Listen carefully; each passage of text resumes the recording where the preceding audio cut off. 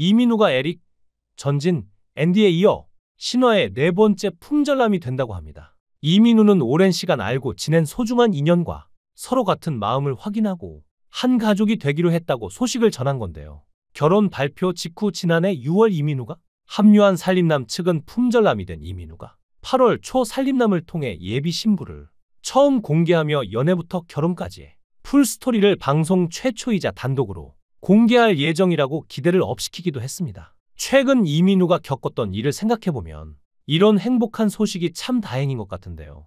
이민우는 사기만이 아니라 가스라이팅도 심하게 당한 상태였습니다. 정신적 지배를 당했던 것인데요. 지금 생각해보면 돈이 목적이었던 것 같고 자신의 돈을 탐내고 계획적으로 접근해 그 사람이 못된 마음을 먹고 이민우가 벌었던 전 재산을 갈취해간 일이 있던 것이죠. 이민우의 전 재산을 갈취한 건 그의 친누나 이영미 씨도 잘 알 정도로 가까운 20년 지기 지인이라고 하는데요. 당시 이민우는 숨고 싶고 힘들었던 시기였습니다. 이민우의 옆에 있던 사람들은 다 곁을 떠나갔는데 그 사람만이 이민우에게 손을 내밀었다고 하죠. 그래서 그 사람이 좋아 보일 수밖에 없었던 건데요. 당시 이민우에게 어떤 일이 있었는가를 생각해보면 이민우가 느꼈던 정신적 고통을 짐작할 수 있는데요.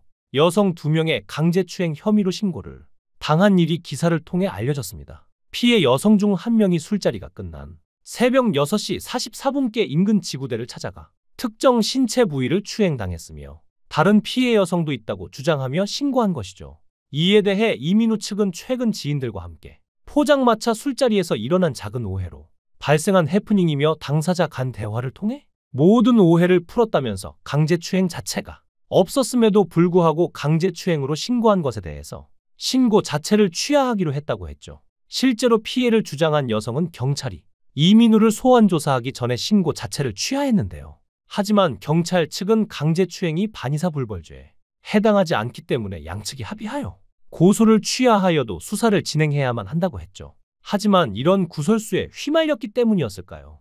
이민우는 힘든 시간을 보내야만 했습니다. 그리고 6개월이 지나서야 검찰에서 증거 불충분으로 무혐의 처분을 받고 수사가 종결되었는데요. 하지만 이미 성추행 혐의로 기사가 나갔고 CCTV를 증거로 넘겼기 때문에 신화 이민우로서의 이미지 타격은 있었죠. 이럴 때 사기꾼이 등장한 것인데요. 당시 언론 보도가 나오자 오랜 친분이 있던 최 씨가 접근하여 앞으로의 연예계 생활 및 이민우의 아킬레스건인 가족의 안녕을 거론하며 검찰 내부에 인맥이 있으니 무혐의를 받게 해주겠다며 그러려면 고위직 검사에게 줄 돈이 필요하다고 가스라이팅하여 무려 16억 원을 가로챘다고 하는데요. 하지만 이민우는 최 씨의 개입과 무관하게 검찰에서 증거 불충분으로 무혐의 처분을 받았죠. 그러니까 최 씨는 검사들과 친분이 전혀 없고 돈을 검사들에게 전하지도 않은 그저 사기꾼이었다는 것인데요.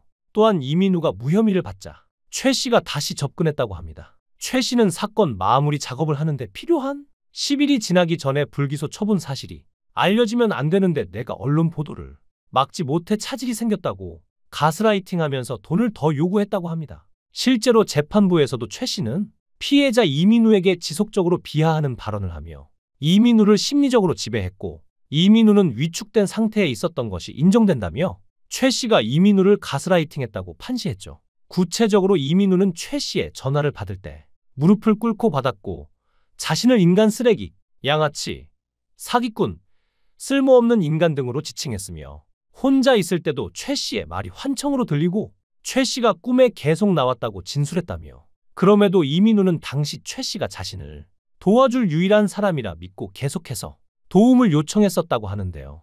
그러면서 재판부는 이민우가 최 씨에게 정서적으로 의존하고 있었던 것으로 보인다고 설명했죠. 실제로 이런 상황에 대해서 이민우의 친누나인 이영미 씨가 당시의 상황에 대해 증언하기도 했는데요. 친누나는 이민우의 가스라이팅에 대해 몰랐고 그걸 2년 뒤에야 알았다고 합니다. 최 씨가 누나와도 친하니까 이민우가 새벽에 들어오든 언제 들어오든 좋으니 언제든 연락을 해달라고 했다는데요. 당시 누나는 그 최 씨가 동생을 생각해서 하는 행동인 줄 알고 여기저기 주변 사람 알아보고 계속 그 최 씨랑 통화했다고 합니다. 최 씨도 매일 전화해서 민우 들어왔냐고 했다는데요. 최 씨는 누나를 통해 동생의 정보를 얻었던 것이죠. 이어 한 번은 최 씨가 새벽 1시에 집에 와서 아침 8시에 나갔는데 그때 나가면서 누나한테 얘기 잘했다면서 인사를 하고 갔다는데요. 그래서 누나는 아무것도 모르고 고맙다고 했다고 하죠.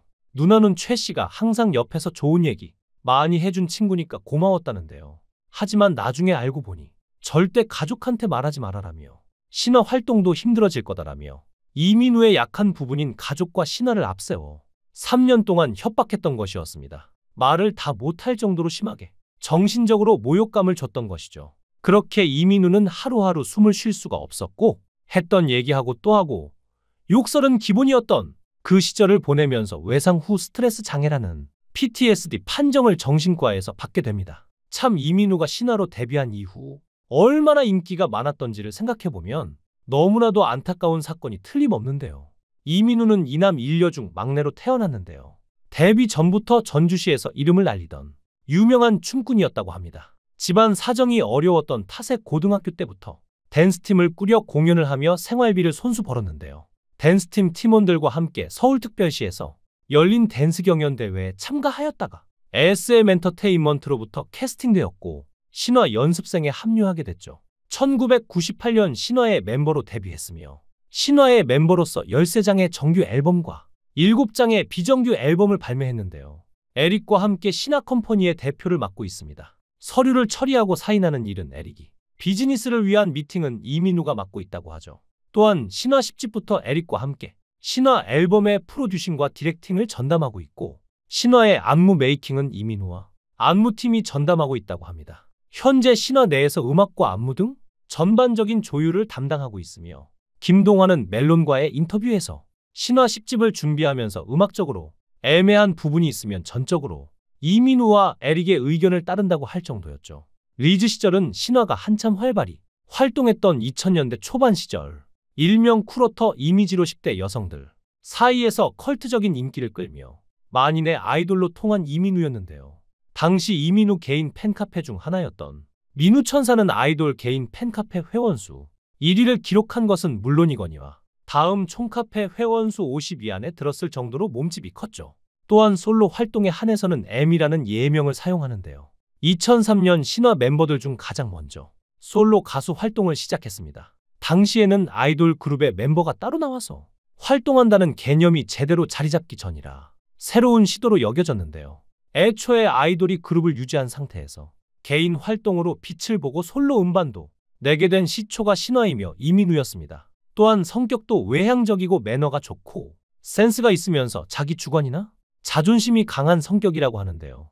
에릭에 의하면 짱돌처럼 내면이 단단한 사람으로 사람을 아우르거나 자기 의견을 치고 나가는 부분에 있어 좋은 의미에서 나폴레옹 같은 느낌이 있다고 하죠.